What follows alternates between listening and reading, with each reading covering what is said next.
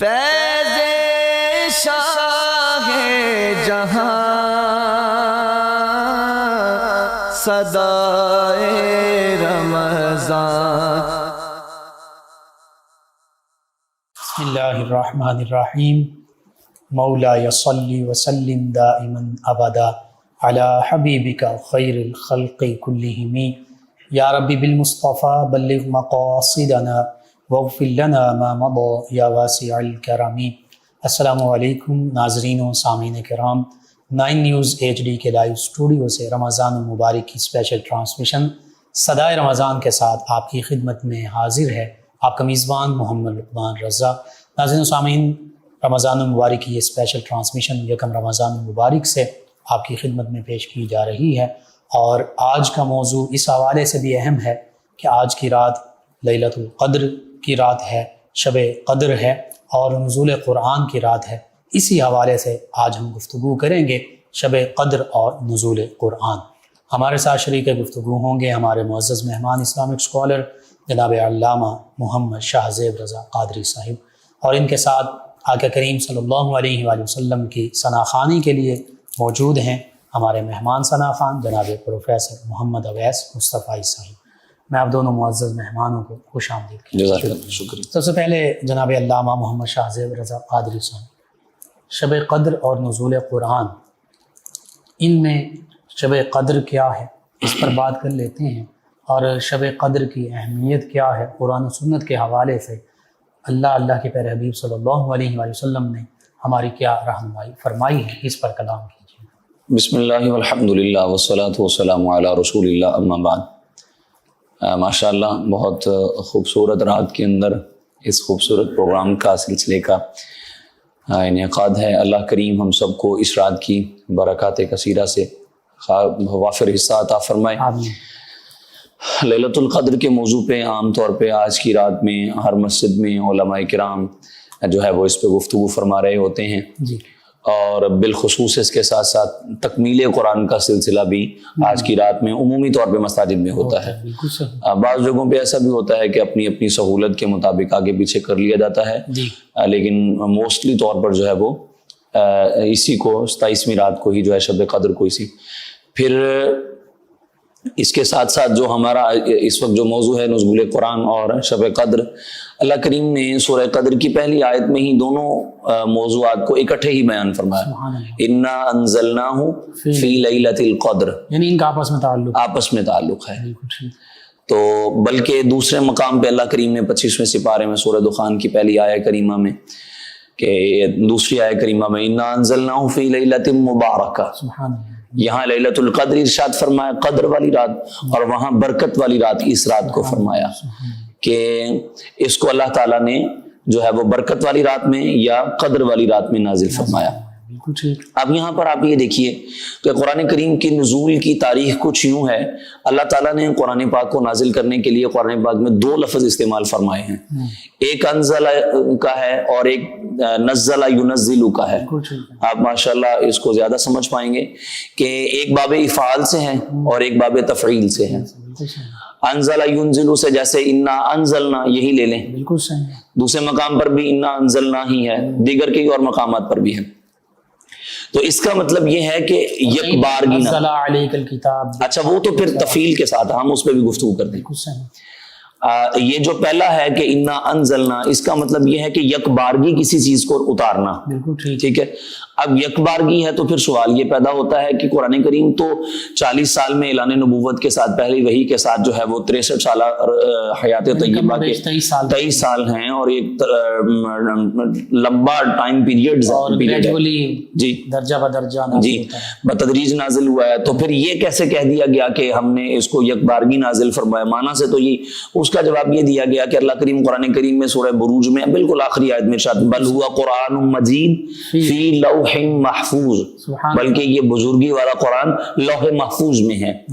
لوح محفوظ سے اصل کلام الہی کو نازل کیا گیا تو اسے آسمان دنیا میں نازل کیا گیا. بیت عزت یعنی بیت المعمور فرشتوں کا جو قبلہ ہے بالکل بیت اللہ شریف کی سیدھ میں ہے. ٹھیک ہے, تو یہاں پر بیت العزت پر یعنی فرشتوں کے پاس جب جو ہے وہ آسمان دنیا پر اس کا نزول ہوا تو یہ بارگی ہوا ہے. بالکل صحیح, یہ لیلۃ القدر میں اسی رات میں ہوا ہے. پھر وہاں سے آہستہ آہستہ بتدریج جس انداز سے ضرورت پیش آتی گئی, جہاں جہاں ضرورت پیش آتی گئی, اس کا نزول ہوتا رہا. اور اس کو اللہ تعالیٰ نے کئی مقامات پہ بیان فرمایا, وَنَزَّلْنَا عَلَيْكَ الْكِتَابَ تِبْيَانًا لِكُلِّ شَيْءٍ تَبَارَكَ الَّذِي نَزَّلَ الْفُرْقَانَ عَلَىٰ عَبْدِهِ لِيَكُونَ. پھر ارشاد فرمایا إِنَّا نَحْنُ نَزَّلْنَا الذِّكْرَ وَإِنَّا لَهُ لَحَافِظُونَ. دیگر کئی مقامات پر بھی یہ نزل ينزل التنزیل باب تفعیل سے, یعنی جس میں آہستہ آہستہ کسی کام کا کرنا پایا جائے. جیسے تکریم کا لفظ ہے, اکرام اور تکریم دونوں اس طرح ہیں. ایک ہی مرتبہ عزت کی جائے تو پھر اس کو اکرام کے لفظ سے اکرما, اس نے عزت کی. ٹھیک ہے, اور اس کو تفعیل کے باب سے تکریم سے لے جا کے کہیں تو پھر بتدریج. اسی انداز سے قرآن کریم کے نزول کی یہی دو تاریخیں ہیں. لوح محفوظ سے آسمان دنیا تک, بیت العزت تک, بیت المعمور پر ایک ہی مرتبہ نزول ہوا اس کا. اور پھر آگے جو ہے وہ رسول اللہ علیہ الصلوۃ والسلام سے پر آپ سر پہلی وحی سے لے کے یعنی اقرأ بسم ربک الذی خلق, گو کہ اس پر بھی علماء میں مابین اختلاف ہے پہلی وحی کون سی ہے. بخاری شریف کی حدیث سے تو یہی ہے کہ اقرأ بسم, زیادہ راجہ یہی ہے, راجہ بھی یہی ہے. وہ کہ بخاری میں ہی ہے کہ یا ایھا المدثر والی بھی آیت جو ہے نا وہ پہلی, بھی پھر علماء جی بالکل. ہاں اچھا, اب یہ قرآن کریم کے نزول کے دو اعتبارات ہوئے. ہم جس پہ گفتگو کر رہے ہیں پہلے اعتبار پہ کر رہے ہیں کہ اس شب قدر میں نازل ہوا. آپ یہاں پہ غور فرمائیے, برکت والی رات میں برکت والا کلام, برکت والی ذات نے, برکت والی ہی ذات پر اور برکت والی امت پر ہی اس کو نازل کیا. برکت والا ہی, اسی لیے فرمایا شہر رمضان انزل فیہ القرآن, اسی میں ہم نے نازل فرمایا اس کو قرآن کریم کو. تو آج کی رات کو ایک خصوصیت جو ہے وہ اس اعتبار سے ہے کہ اس میں نزول قرآن ہوا ہے. ٹھیک ہے, باقی اس رات کی جو خصوصیات ہیں اس کے بارے میں اللہ کریم خود فرما رہا ہے, وما ادراک ما لیلۃ القدر, تمہیں کیا خبر کہ لیلۃ القدر کیا ہے. ٹھیک ہے, یہ تو نازل کرنے والا ہی جانتا ہے. یہ ایک استفہامی انداز ہے لیکن یہ سمجھانے کے لیے اور تاکید اور غور و فکر کرنے کے لیے. استفہام جو ہے نا وہ بطور تعجب بھی ہوتا ہے. ٹھیک ہے, تو بطور تعجب اس وقت کیا جاتا ہے جب انسان کی عقل جو ہے وہ کسی عاجز آ جا کے, ما احسن کا, ما اجمل کا, ما اکمل کا, یہ جب ان کو حضرت تاجدار گولڑا ایک حسن مصطفیٰ کی انتہا تک پہنچے تو ان کو یہ سمجھ آیا, پھر کہنے پہ مجبور ہوئے تعجب میں کیا حسن ہے. ایسا نہیں کہ وہ جانتے ہی نہیں ہیں بالکل, بلکہ جانتے ہیں. قرآن و سنت سے جو تشبیہات, تلمیحات, استعارات, کنایات اس پر تھے, حسن مصطفیٰ پر حقیقتیں تھیں, وہ سب پڑھ چکے ہوئے تھے, پتہ تھا.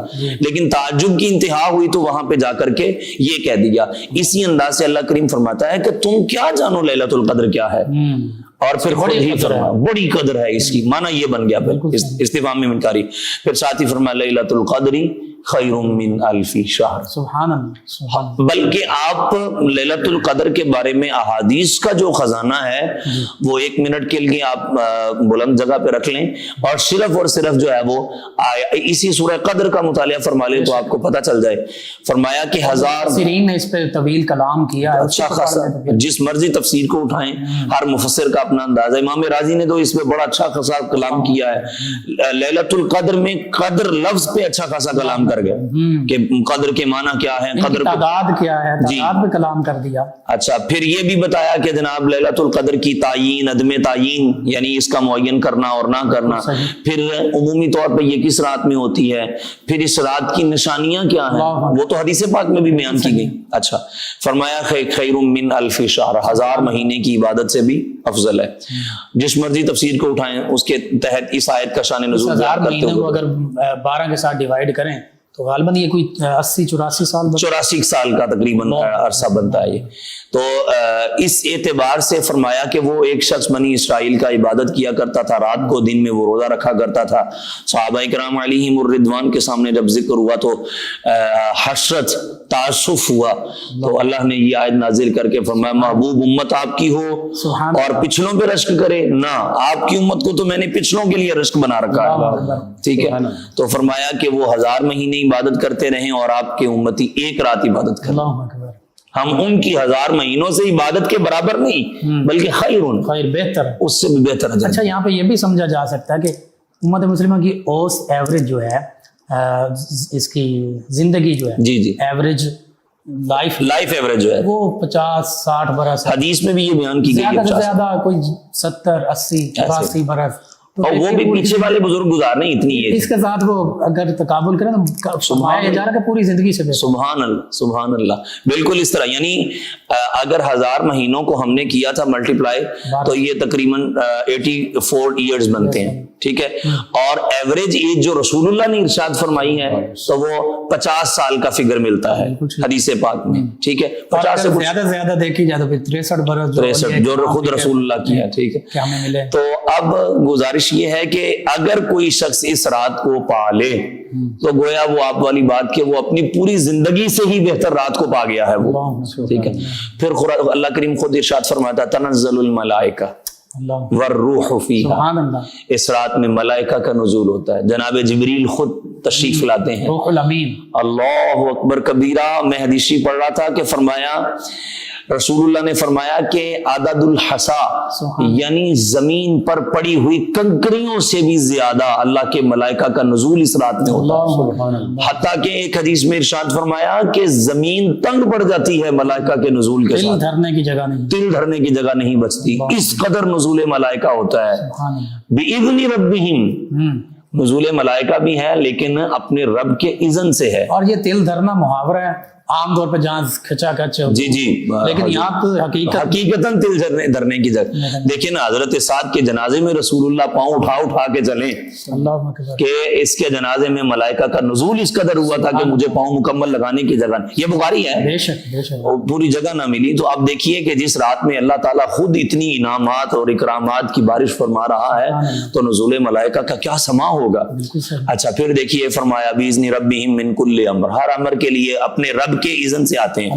اب یہاں پہ آپ دیکھیے اللہ کریم تو خود فرماتا ہے یفعلون ما یؤمرون لا یعصون اللہ، ملائکہ کی شان تو یہ ہے، تو نافرمانی تو ان کی طرف منسوب کرنا بھی گناہ ہے، جو حکم وَيَفْعَلُونَ مَا يُؤْمَرُونَ، اور وہ کرتے وہ ہیں جو ان کو حکم دیا جاتا ہے۔ ملائکہ زمین پر آ رہے ہیں، اذن سے ہی آ رہے ہیں نا، تو اللہ کریم خود کیوں ساتھ میں بھی اذن ربہم پھر دوبارہ ارشاد فرما رہا ہے؟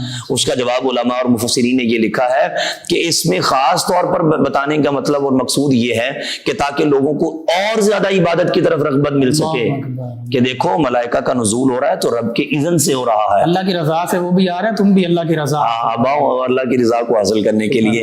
اور فرمایا کہ یہ ان کا آنا جو ہے وہ صبح طلوع فجر تک رہتا ہے، ادھر سے غروب آفتاب سے شروع ہو جاتا ہے اور غروب آفتاب تک پھر رہتا ہے۔ کل امر سلام، ہاں بالکل، حتی مطلع الفجر، یہاں تک سلام کہ کیا ہے؟ یہاں پر جو سلامتی کے بارے میں مفسرین کے اقوال ہیں، جیسے ایک قول یہ ہے کہ جناب جبریل امین خود ملاقات کرتے ہیں جن کو شب قدر مل جائے، اللہ اکبر، اور حضرت جناب سیدنا جبریل امین جس سے ملاقات کر لیں اس کا پھر جہنم میں داخلہ نہیں کسی صورت میں بھی ہو سکتا، جنت ہی جنت ہے اس کے لیے، سلامتی ہے، یہ بھی سلامتی ہے ایک معنی۔ اور سلامتی کا معنی یہ بھی ایک مفسرین نے بیان فرمایا ہے کہ اللہ تعالیٰ اس کو جو ہے وہ دنیا اور آخرت میں آخرت کے اندر تمام قسم کی جو دینی مشکلات ہیں ان سے اللہ تعالیٰ ان کو سلامتی عطا فرما دیتا ہے۔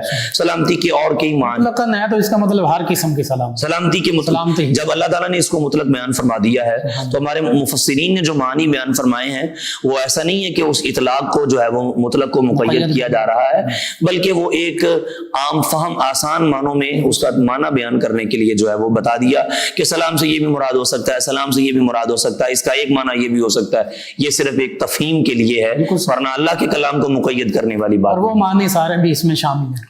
اللہ تعالیٰ نے جب دیکھیں نا رسول اللہ کے بارے میں آتا ہے، حضور خود فرماتے ہیں اعطیت جوامع الکلم، مجھے جامع کلمے دیے گئے ہیں، ٹھیک ہے۔ رسول اللہ کو جب جامع کلمے اللہ تعالیٰ نے عطا فرمائے ہیں تو خود رب جب اپنا کلام کرے گا تو وہ کس قدر جامعیت کے ساتھ کلام کیا جا رہا ہوگا، کوئی شک نہیں۔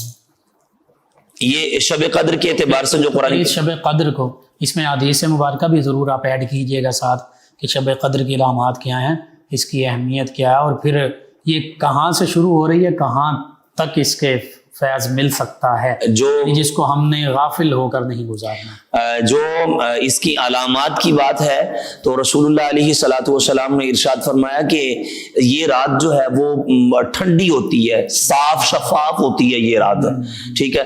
پھر اگلی ایک نشانی ارشاد فرمائی کہ اس رات کے اندر جب سورج اگلے دن طلوع ہوتا ہے تو وہ بغیر شعاؤں کے طلوع ہوتا ہے. اچھا، مفسرین نے یہاں پر یہ بھی لکھا ہے کہ امت کے اندر جن لوگوں نے شب قدر کو پایا ہے جی ان کی ایک بہت بڑی تعداد نے یہی قول نقل کیا ہے کہ عمومی طور پہ اکثر موسٹلی وہ شب قدر جو ہے وہ 27ویں شب کو ہی ہوتی ہے. اکثر طور پہ، ایسا نہیں کہ ہر مرتبہ ایسا ہی ہو، بلکہ صوفیاء نے بعض نے جنہوں نے اگلی پچھلی تاریخوں میں اس کو دیکھا تاقراتوں میں تو انہوں نے وہ بھی قول نقل کی، نشانیوں سے پہچانا. جی اس کی نشانیوں سے پہچانا. پھر اچھا، اب اس میں یہاں تک بھی ہمارے علماء نے کلام کیا کہ اگر رمضان شریف 29 کا ہو تب شب قدر کس تاریخ کو بن سکتی ہے، ان کے اپنے تجربات. 30 کا ہو تو تب پھر کب بن سکتی ہے، اگر رمضان کی ابتدا پیر سے ہو رہی ہے تو پھر کب بن سکتی ہے، منگل کو ہو تو پھر کب بن سکتی ہے. یہ اس رات کے اندر جو ہے وہ بڑا طویل اس پہ کلام اس قدر کلام ہے کہ اس پر تو علیحدہ ہمارے محدثین نے اپنی کتب احادیث میں علیحدہ علیحدہ چیپٹر قائم کیے ہیں، اور پھر ہمارے عام علماء کرام نے اس پر علیحدہ کتب بھی تحریر اور تصنیف فرمائی ہیں جو شب قدر کی فضیلت اور اہمیت کو اجاگر کر رہی ہیں. اور احادیث کا جو سلسلہ ہے اس میں رسول اللہ علیہ السلام نے یہاں تک ارشاد فرمایا کہ اس رات اللہ کی رحمت اس قدر برستی ہے کہ مومنین کی جھولیاں بھر دی جاتی ہیں، اور جب بھر دی جاتی ہیں تو اللہ کی رحمت کا جو وافر حصہ پھر بچ جاتا ہے وہ کائنات میں جانوروں کو تقسیم کیا جاتا ہے، بچوں کو تقسیم کیا جاتا ہے. اور یہ جو آئے روز الحمدللہ یہ جو روز سنتے ہیں ہم کہ فلاں شخص نے کلمہ پڑھ لیا، مسلمان ہو گیا، فلاں دین کا پیروکار اپنے دین کو چھوڑ کر کے اس میں آ گیا. حدیث یہ بتاتی ہے کہ جو لیلۃ القدر میں اللہ کی رحمتوں کا حصہ بچ جاتا ہے وہ اللہ ان کفار کو عطا فرماتا ہے، اور اس کا اثر یہ ہوتا ہے کہ اللہ تعالیٰ ان کو دولت ایمان سے سرفراز اور مشرف فرما دیتا ہے.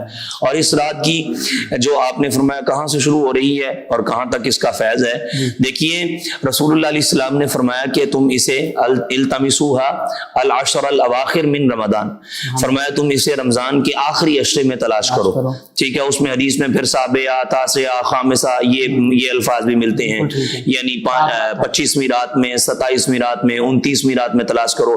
گو کہ 21 اور 23 بھی ہیں، لیکن حدیث میں ایک حدیث میں جس کو میں کوٹ کر رہا ہوں اس میں واضح اس کو نہیں بیان کیا گیا، لیکن فرمایا مطلقاً آخری عشرے میں اس کو تلاش کرو. مسلم شریف کی حدیث ہے رسول اللہ علیہ السلام آخری عشرے میں ویسے بھی پہلے دونوں عشروں کی نسبت جو ہے وہ زیادہ عبادت پر کمر بستہ ہو جاتے تھے، ٹھیک ہے. اور حضور علیہ الصلوۃ والسلام یہ جب آخری عشرہ آتا تھا تو حضور غمگین بھی ہو جایا کرتے تھے کہ اب یہ رمضان شریف رخصت ہو رہا ہے. اب آپ نے فرمایا کہ اس رات کی اہمیت، اس میں یہ دیکھیں آج بھی ہمارے بعض نادان جو ہیں وہ مسجدوں کا رخ نہیں کرتے، اس رات کو سستی میں گزار دیتے ہیں، سو کر کے گزار دے دیتے ہیں. اور ایسا طبقہ بھی ہمارے معاشرے میں پایا جاتا ہے جو محافل میں آنا، عبادت کرنا، مساجد کا رخ کرنا شاید اپنی توہین سمجھتا ہے.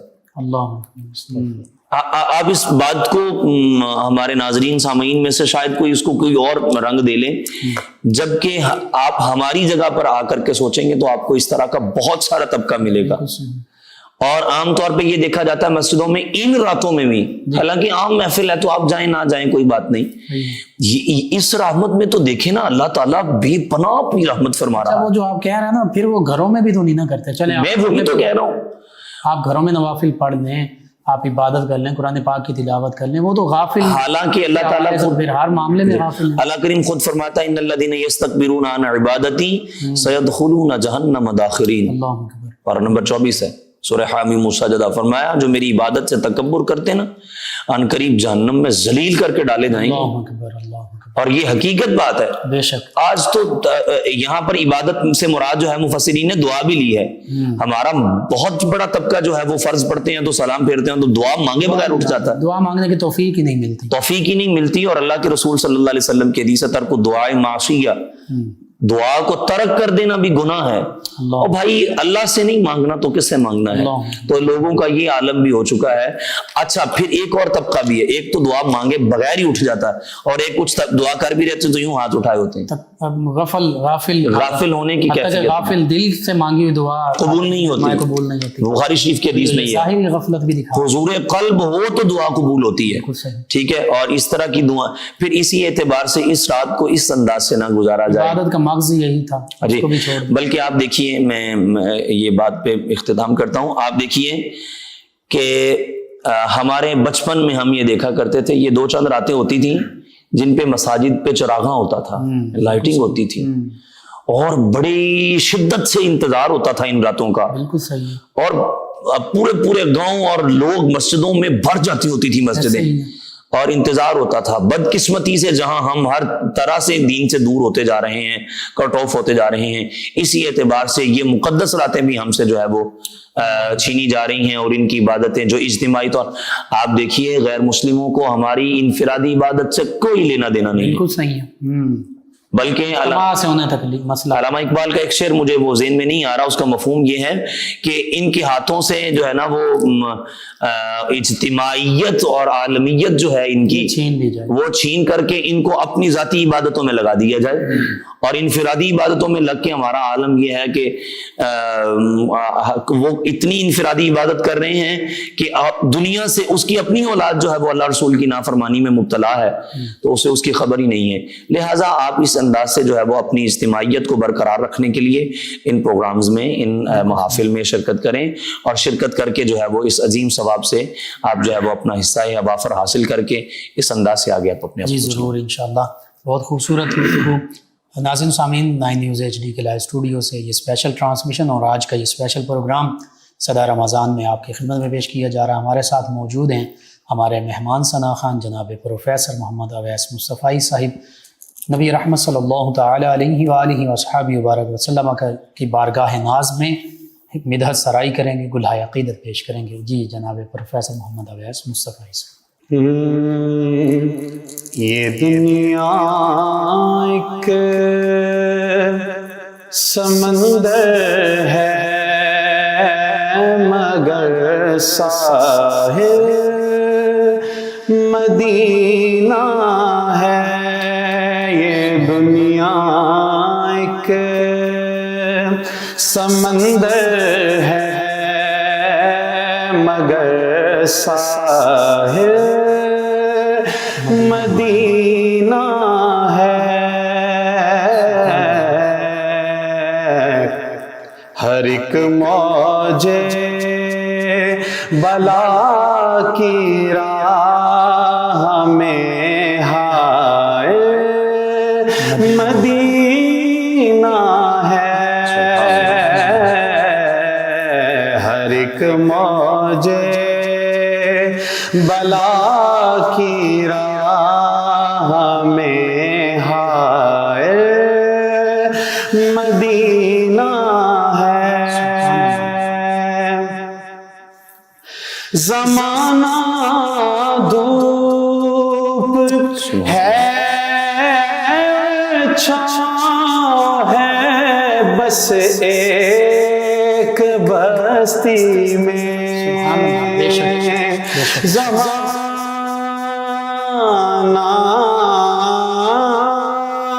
زمانہ دھوپ ہے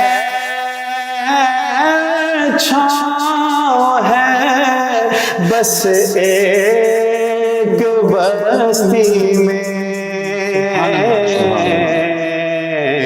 یہ دنیا جل کے بجھ جاتی مگر شام مدینہ ہے. یہ دنیا جل کے بجھ جاتی مگر شام مدینہ ہے. سبحان اللہ.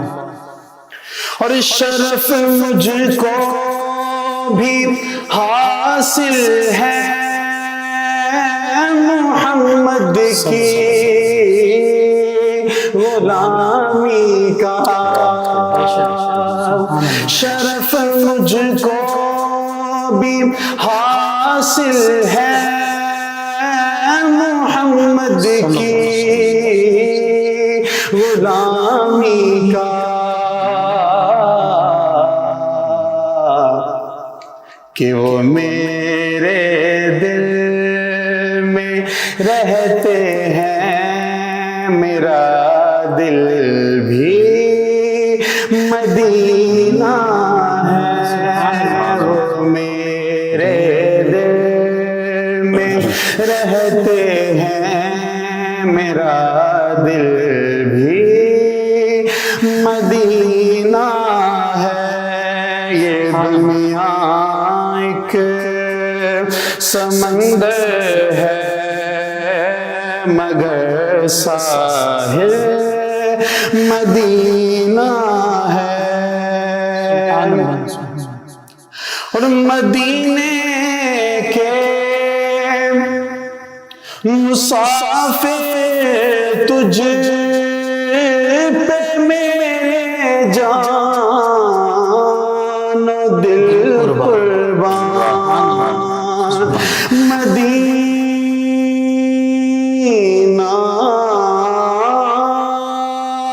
مدینہ کے مسافر تجھ پہ میرے جان دل قربان، تیری آنکھیں بتاتی ہیں تیری منزل مدینہ ہے، تیری آنکھیں بتاتی ہیں تیری منزل مدینہ ہے۔ یہ دنیا ایک سمندر ہے مگر ساحل مدینہ ہے، اور کرم کتنا ہے فخری مجھ پہ ان کی ذات عالی کا، کرم کتنا ہے فخری مجھ پہ ان کی ذات عالی کا، کہ میں اتنی دور ہوں پھر بھی مجھے حاصل مدینہ ہے، میں اتنی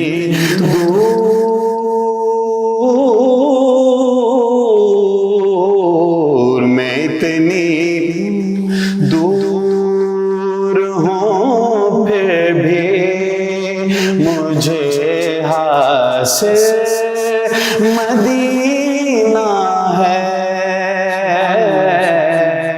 یہ دنیا ایک سمندر ہے مگر ساحل مدینہ ہے، ہر ایک موج بلا کی راہ میں ہائے مدینہ ہے۔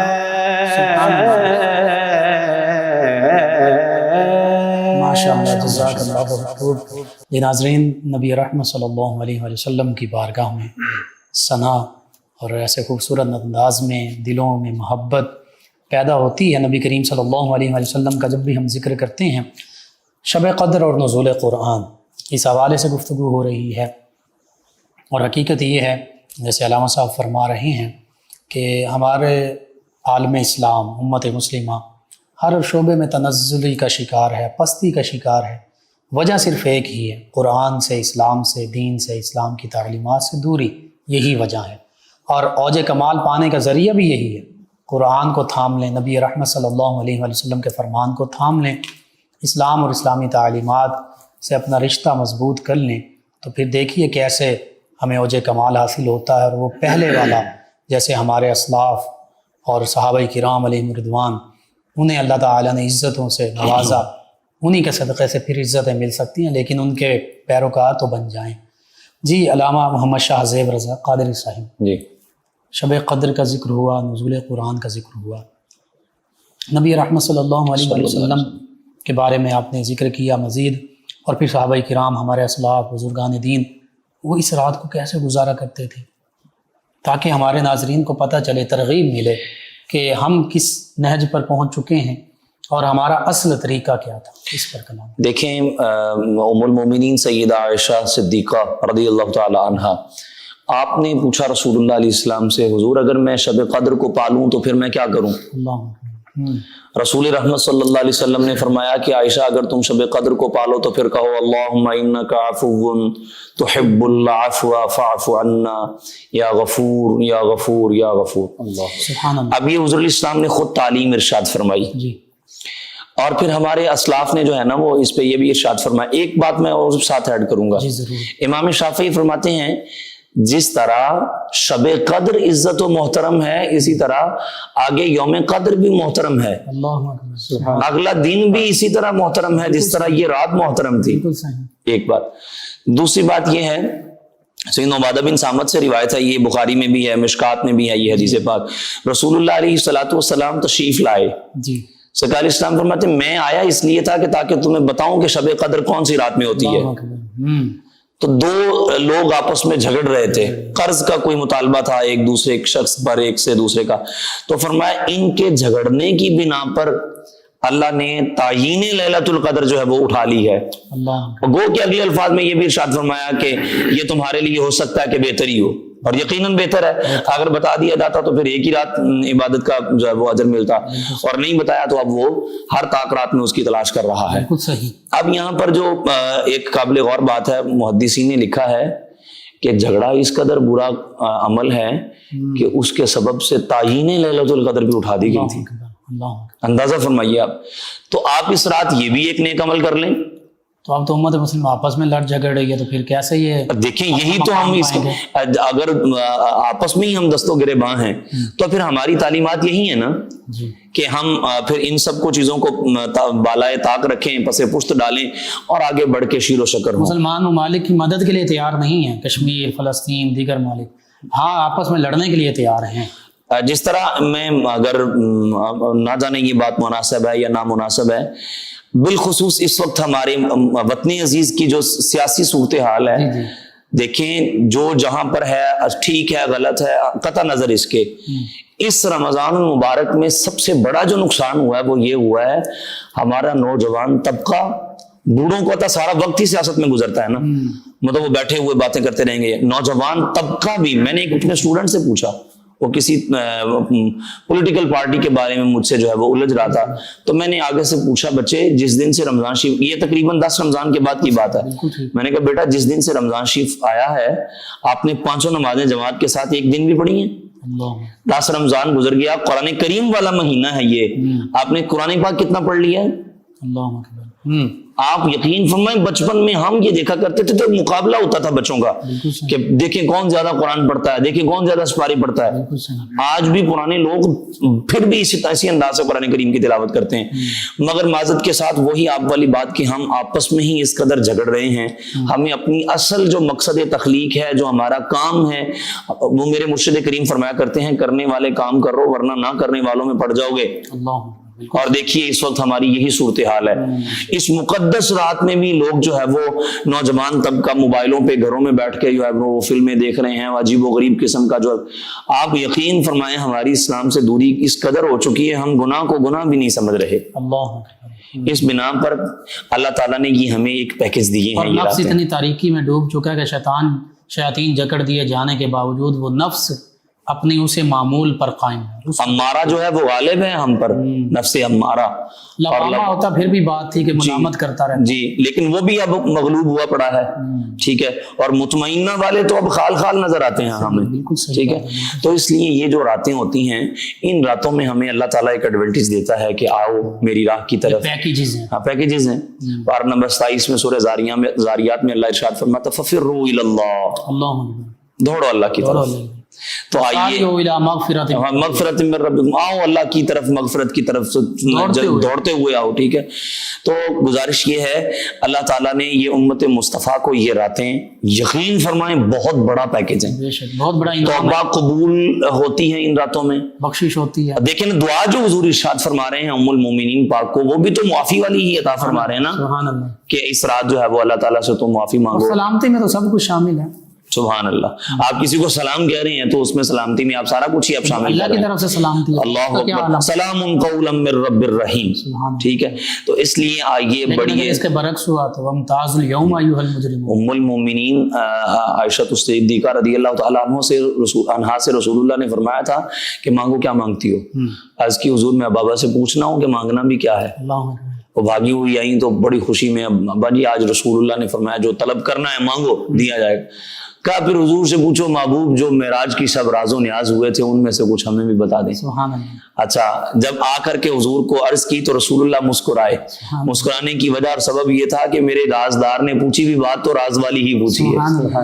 تو سرکار نے فرمایا عائشہ پھر سنو، معراج کی شب میرے رب نے مجھے یہ وعدہ دیا ہے کہ جو ٹوٹے ہوئے دل کو جوڑ دے گا میں بروز محشر بغیر حساب کے جنت میں داخلہ عطا فرما دوں گا.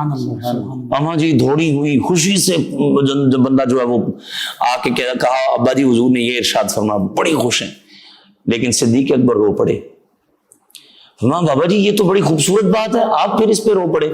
فرمایا بیٹی عائشہ تم تو اس کا ایک پہلو دیکھ رہی ہو، میں اس کا دوسرا پہلو بھی دیکھ رہا ہوں کہ اگر دل جوڑنے پر بغیر حساب کے داخلہ جنت ہے تو دل توڑنے پر بغیر حساب کی معاذ اللہ دخول جہنم بھی تو ہو سکتا ہے.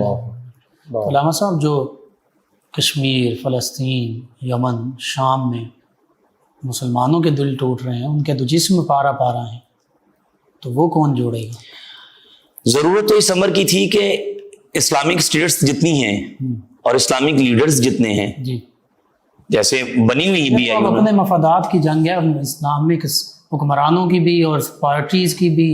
اور کیا بات کریں اس پہ، پھر وہ بات آئے گی کہ یہ سیاسی ٹاک شو بن گیا، ہم تو وہ بات ہی تو پھر اس کی پھر یہی حل ہے جی کہ آپ خلافت کو قائم کریں. جی دیکھیں یہ جو ڈیموکریسی سسٹم ہے اسلام تو اس کے بالکل اگینسٹ ہے، یہ اسلام الاؤ نہیں کرتا، ہم نے تو اسے مجبوری میں تسلیم کیا ہوا ہے نا. علامہ اقبال علیہ الرحمہ نے کہا تھا کہ سیاست ایسا طرز حکومت ہے جس میں بندوں کو گنا کرتے ہیں، تولا نہیں کرتے، کہ اگر باطل پر لوگ زیادہ ہو گئے تو باطل کی پیروی کی. آپ دیکھیے آپ باطل کے ساتھ بہت بڑی بڑی طاقتیں اور قوتیں کھڑی ہیں. بالکل صحیح، بالکل صحیح. اور انود باطل کی ہی کے تو ساتھ باطل کی ہیں. آپ دیکھیے نا سب سے بڑا مذہب اس وقت دنیا میں کون سا ہے؟ اسلام تو دوسرے نمبر پہ آ رہا ہے، عیسائیت ہے. عیسائیت ہے.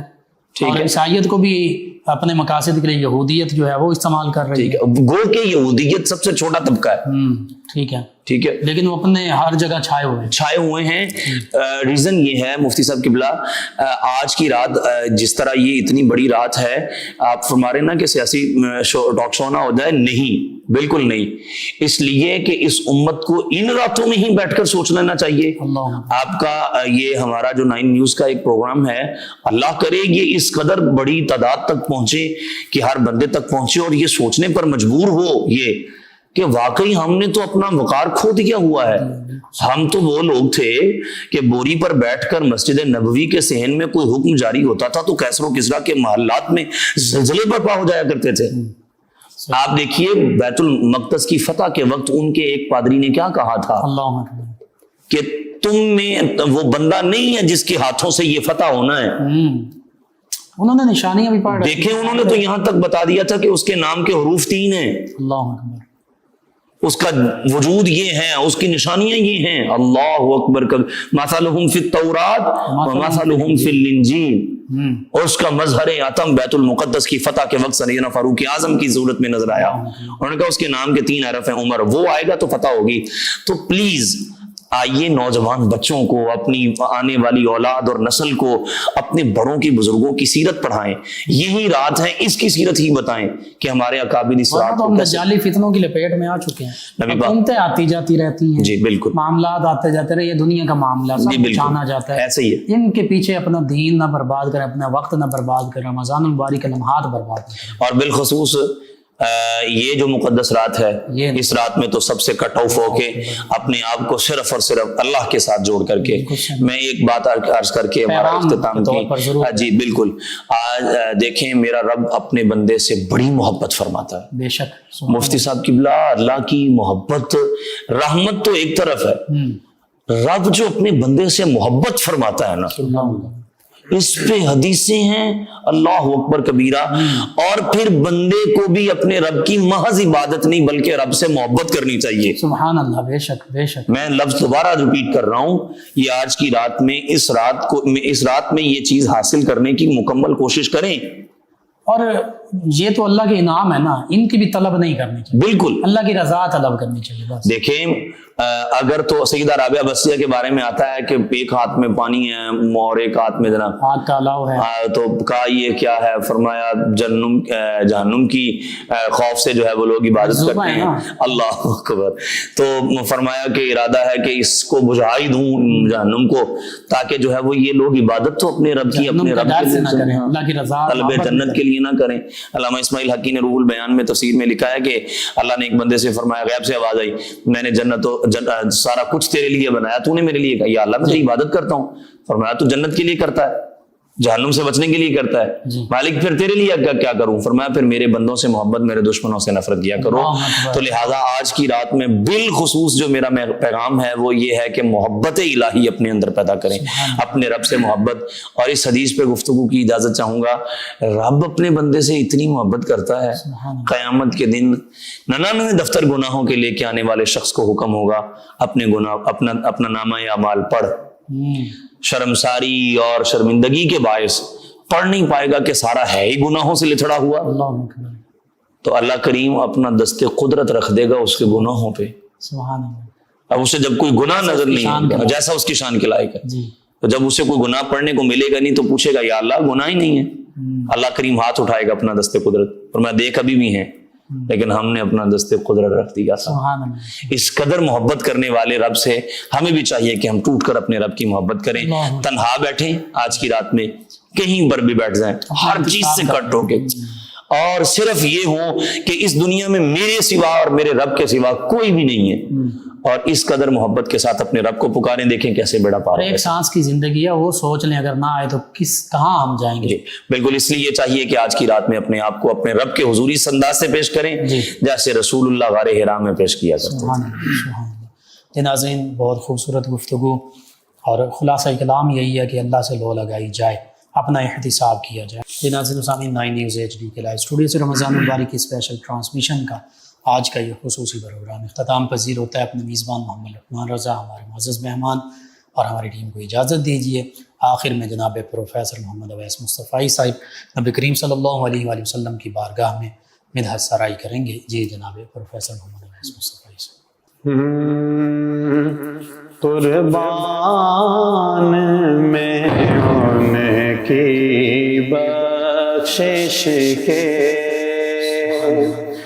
قربان میں ان کی بخشش کے،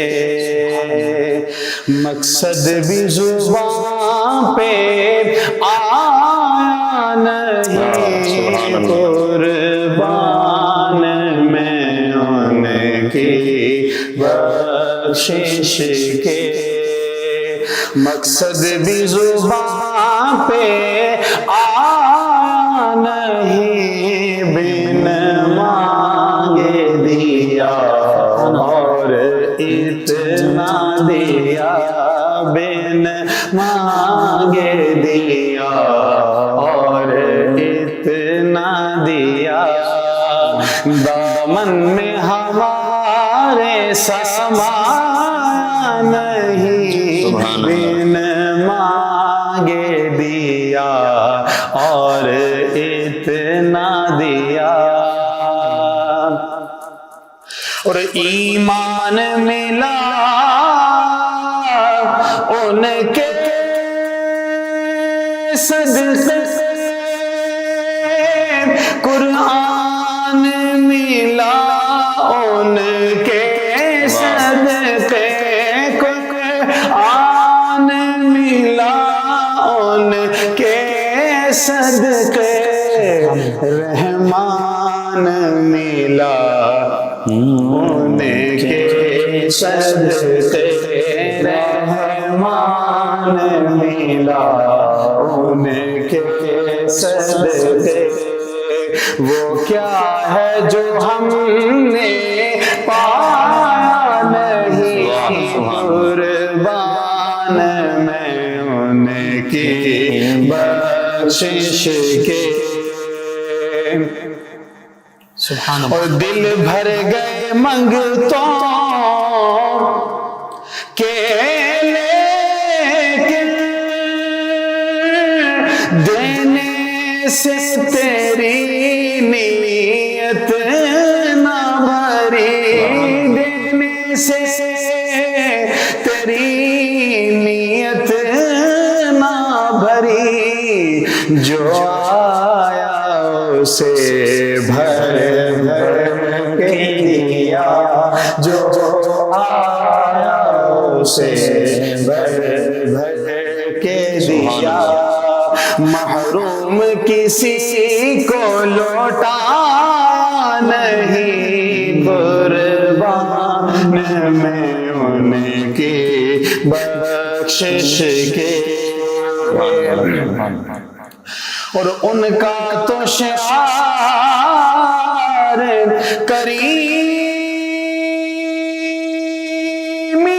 ہے، مائل بکرم ہی وہ رہتے ہیں، مائل بکرم ہی وہ رہتے ہیں، جب یاد کیا صلی علی، جب یاد کیا صلی علی، وہ آ ہی گئے تڑپا نہیں، جب یاد کیا صلی علی، وہ آ ہی گئے تڑپا نہیں، قربان میں ان کی بخشش کے۔ اور اس محسن اعظم کے یوں تو خالد پہ ہزاروں احسان ہے، خالد پہ ہزاروں احسان ہے، قربان مگر اس احسان کے، کہ احسان بھی کیا تو جتایا نہیں، قربان مگر اس احسان کے، کہ احسان بھی کیا تو جتایا نہیں، بن مانگے دیا اور اتنا دیا، بن مانگے دیا اور اتنا دیا، کہ دامن میں ہمارے سمایا نہیں۔